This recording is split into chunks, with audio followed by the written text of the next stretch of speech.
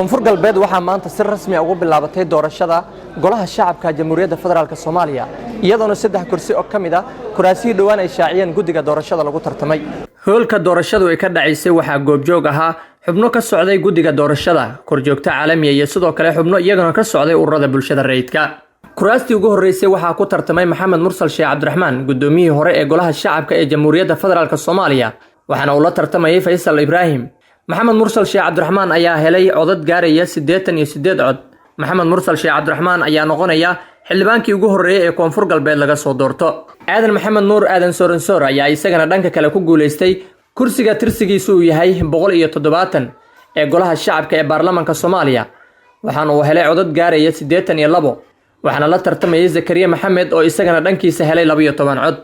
Aadan Soorensor ayaa noqonaya musharaxii labaad ee maanta laga doortay magaalada Baydhabo ee xarunta gobolka Baay.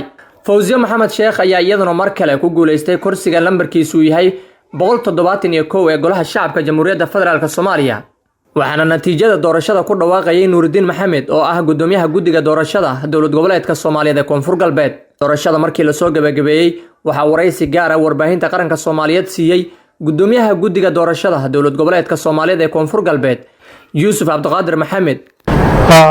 Bismillahir Rahmaanir Rahiim. waa mahadsantahay wariye Siraaji iyo tiimka idaacadda qaranka. sidaad la socotaan 19 ayaa waxaan shaacinay 19 November 12 kursi aan shaacinay oo ah kuraastii ugu horeysay oo aan isleenahay shaqadooda in la qabto. 12 waxaan haddana dib u shaacinay 3 kursi oo kamid ah. 3daas kursi waxay kala hayeen hab 182 171 iyo 170. saddexdiiba maanta si nabad ah inoogu dhamaadeen. maaragtay waa noo dhamaatay. waxaa inoogu xigta 4 kursi ay inoogu xigta oo berri aan qabanayno. maalinta kale kuraas kale aan qabanayno waa soo shaacin doonaa. si nabad ay noogu bilaabatay, si nabad ay noogu soconaysaa insha Allah.